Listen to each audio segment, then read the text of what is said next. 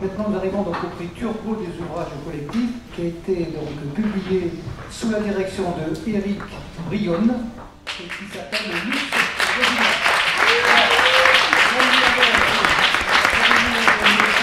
Ce prix Turgot, pour moi, il est extrêmement important. Depuis le départ de l'histoire de Paris School of Luxury, de cette aventure, avec Pierre Caillet-Jean, Franck Papazian, on a un rêve. Et ce rêve, c'est d'être plus qu'une école, d'être une école-agence, plus encore une lumière, une inspiration pour le secteur. C'est super important aujourd'hui qu'un livre comme celui d'Éric puisse être récompensé parce qu'évidemment on a tous nos expériences, on a tous nos parcours, mais il a réussi à synthétiser tout ça et à montrer aux lecteurs, au concours, que le luxe était un acteur du changement et je pense que ça sera très important dans les années à venir. C'est la première fois que ce prix Vénérable Turgot récompense un livre sur le luxe. Donc c'est vraiment fondamental. Donc c'est une prise de conscience aussi du secteur économique français, de l'importance du luxe.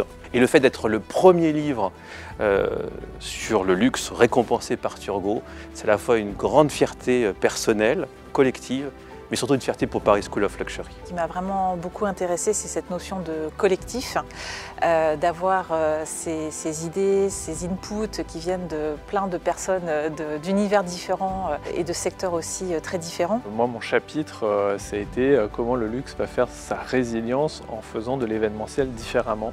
J'ai exploré les raisons historiques, socio-économiques, pour lesquels les consommateurs chinois ont une relation très forte avec le luxe. Mon chapitre invite le secteur du luxe à investir davantage, à soutenir davantage la culture puisque c'est la source d'inspiration créative initiale. J'ai écrit sur la raison d'être des entreprises, cette vraiment vocation à créer quelque chose qui a du sens, à créer un luxe qui a du sens aussi bien pour les gens que pour les clients. C'est un honneur et une récompense pour les contributeurs bien entendu, pour les individus que nous sommes, mais aussi et avant tout pour Paris School of Luxury. Et notre idée toujours est d'être une voie éclairante pour notre secteur. Pas seulement demander au secteur comment former nos talents, mais influer sur ce secteur, l'aider aussi à regarder plus loin. La résilience étant l'arme absolue de notre résistance et de la survie de ce secteur dans les années à venir. Une phrase que j'ai vue dans le Figaro, intéressant de Cartier, qui dit voilà, le luxe c'est ce qui n'est pas utile, mais c'est ce qui rend heureux. Et vous m'avez rendu heureux. Et merci à tous mes co-auteurs. Merci à vous.